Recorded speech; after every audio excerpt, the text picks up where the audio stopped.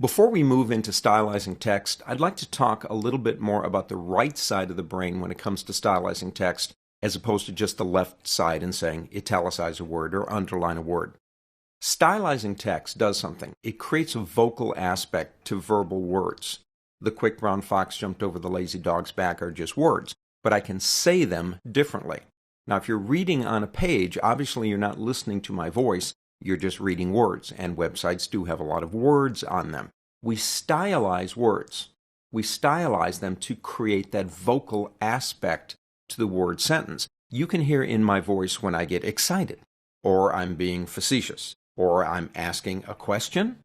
It's all in how we say the words, and you can do the same thing when you stylize.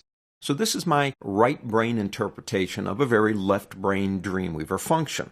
We have 15 different styles up here. We also have what are called paragraph styles, heading 1 through heading 6. I haven't used heading 6 very often, but there it is. We have paragraph text, and we have pre-formatted text. Now, pre-formatted text basically allows me to do things very similar to a typewriter, like adding extra spaces. As you can see, you can do this. Would not be possible unless I had used pre-formatted text using that HTML tag. All right, heading 1 through heading 6 go in order. Obviously, they get smaller. Here's a little rule to remember. If you're using one of the headings, you should not skip a heading.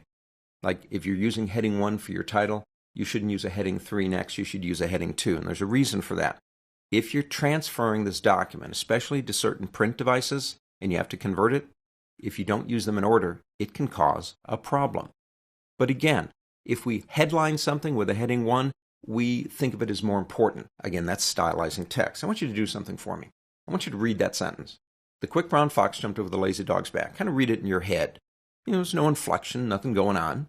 Read the sentence again, and all I've done is I've italicized the word jumped. In design, we call an italicized word a mental raise of voice, and more than likely, you're going to read the sentence, the quick brown fox jumped over the lazy dog's back. Can you see how I can begin bringing my own voice into words that I'm not actually reading to you? You're reading them in your little tiny head. Say the word "oh." No inflection, no nothing, just the word "oh." Now, just simply by putting a question mark on the end of it, I totally change how you say that word. It's now "oh." And if I put an exclamation point on the end of it, you go, "oh." I can give you the emotion that I feel in my writing as I say the words if I stylize them correctly. So this is not just about italicizing or bolding or using a heading. It's about what we're trying to say. It's about a message. Get your message across by using the right styles for the words at the right time, and I will listen to you.